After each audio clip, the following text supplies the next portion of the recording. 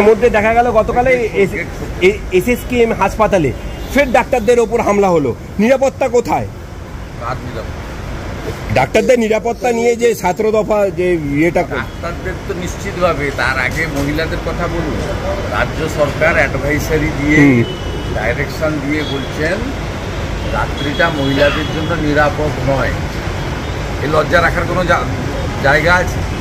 এখানে সংসদে, বিধানসভায় মহিলাদের আসন সংরক্ষণ বিল পাস হচ্ছে, নারী সশক্তিকরণের কথা বলা হচ্ছে।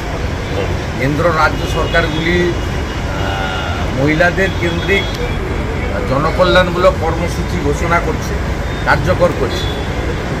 প্রধানমন্ত্রী আবাস যোজনার বাড়ি মহিলাদের নামে এগ্রিমেন্ট হচ্ছে, সেইখানে এই রাজ্য সরকার আলাপন বন্দ্যোপাধ্যায় একটা চাটুকার, তাকে দিয়ে বলছে যে রাত্রিবেলা মহিলাদের ডিউটি করার দরকার নেই। একদম সবচেয়ে বড় তো এইটা বিপন্ন পশ্চিমবঙ্গে, মহিলাদের যে রাত্রিবেলা নিরাপত্তা নেই, এটা সরকার বলছে।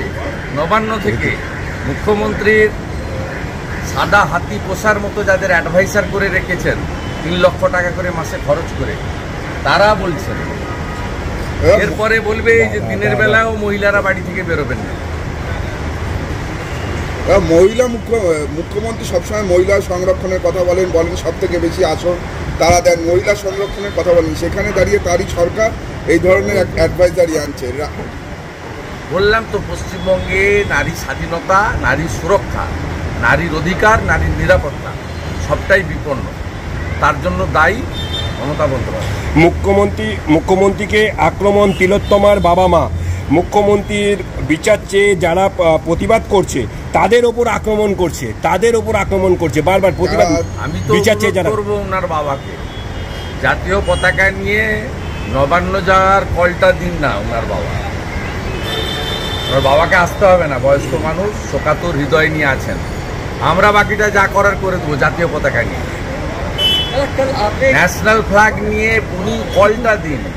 আমাদের পলিটিক্যাল সীমাবদ্ধতা আছে, আমরা কল দিতে পারছি না, বা সামগ্রিকভাবে রাজনৈতিক দল নিজের মত প্রকাশ করছে। এবং এখানে বিজেপি, সিপিএম, তাদের বিভিন্ন বা অন্য রাজনৈতিক দল, সংগঠন, তাদের নিজস্ব কিছু দায়বদ্ধতা আছে, বাধ্যবাধকতাও আছে।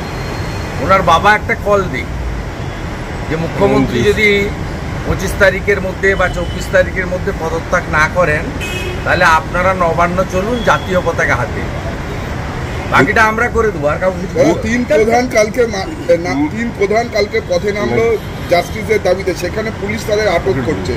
খেলা করার না, সাধারণ মানুষ বলছে যারা পর্যাপ্ত পুলিশ না থাকায় খেলা হতে পারলো না। প্রমাণিত মমতা ব্যানার্জি পুলিশ মন্ত্রী হিসেবে ব্যর্থ। প্রথমত খেলা পরিচালনা করতে পারেন না, দ্বিতীয়ত এটা রাজ্যের লজ্জা, এই রাজ্যের খেলাটা চলে গেল ঝাড়খণ্ডে। আর তৃতীয়ত যদি না পারবেন, অমিত শাহজিকে চিঠি লিখতে পারতেন যে কেন্দ্রীয় প্যারামিলিটারি ফোর্স দিয়ে আপনি করুন। এই রাজ্যে পঞ্চায়েত ভোটার প্যারামিলিটারি দিয়ে, এখনও পশ্চিমবঙ্গে কয়েকশো কোম্পানি প্যারামিলিটারি আছে পোস্ট পোল ভায়োলেন্সকে রোখার জন্য। ঠিক আছে, আমার